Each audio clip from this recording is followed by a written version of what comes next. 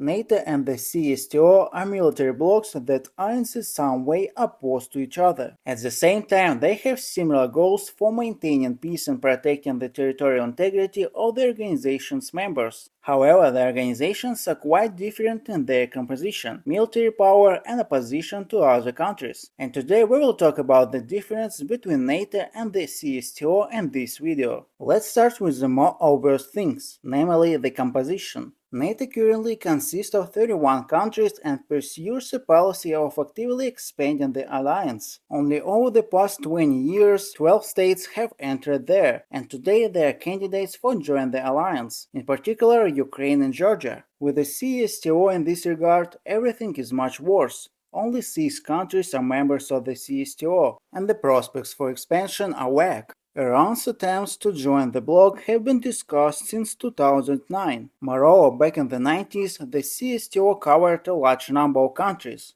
but in the 1990s, 3 countries immediately left it, namely Azerbaijan, Georgia, and Uzbekistan.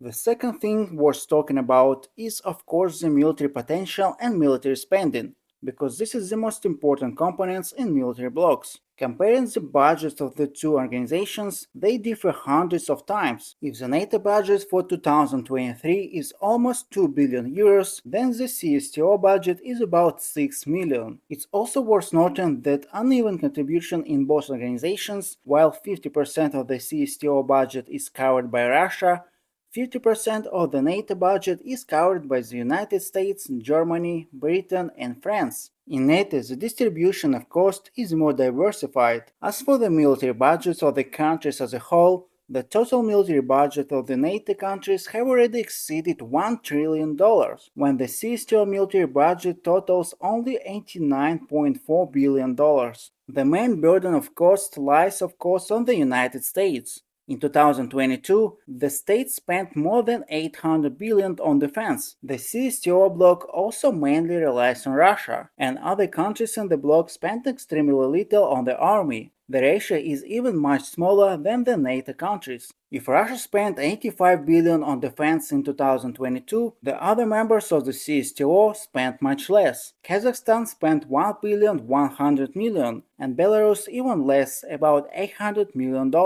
So in terms of military spending and military power, NATO outweighs the Csto at times. Quantitatively, the Csto is also inferior to the NATO countries, simply because the total population of the NATO countries is much larger. NATO has the largest army in the United States, about 1,300,000 people, followed by Turkey with 446,000 military, as well as the armies of France, Germany, and Italy have about 200,000 each.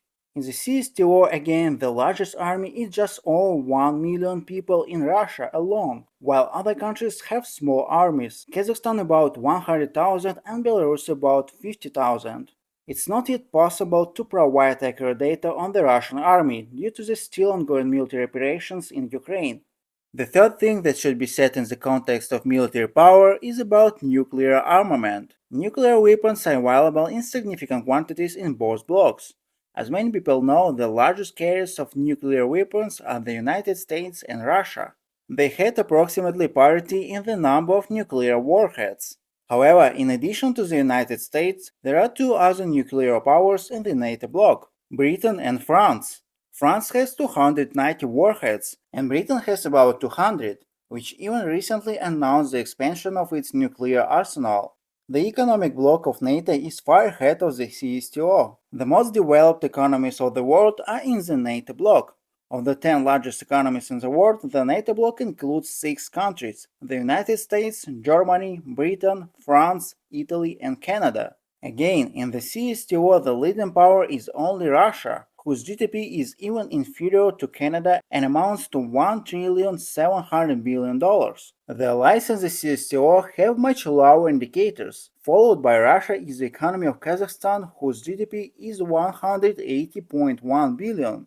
The next points that quite strongly distinguish NATO and the Csto are the integrity of the bloc and its real political activity. The NATO bloc has been pursuing its own international policy for decades, and although the global idea of NATO ceased to exist with the collapse of the Soviet Union, nevertheless the bloc has set new goals for itself. especially after the events of 2022. The Csto bloc as a whole does not have the same unifying factor behind it, and the participating countries conduct their own foreign policy without taking into account their allies. In NATO, the countries act more consistently and in coordinated manner, although they also had critical moments and disagreements, with the same Cyprus, the issue of which is still hanging in the air.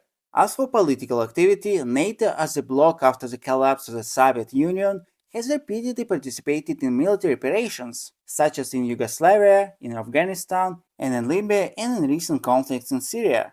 The NATO bloc actively influences politics and uses its contingent of troops. Things are different in the CSTO. The bloc itself actually has no political ambitions, but exists without regard to everything that is happening. The bloc did not jointly conduct any military operations, and Russia sent its peacekeeping contingents only on its own behalf, and not on behalf of the bloc. Separately, it's worth talking about consistency between countries. As I have already said, NATO members are more coordinated in their foreign policy, and as a rule act together, at least in most cases. So the bloc is a single political force, and the countries have a common opinion on many issues.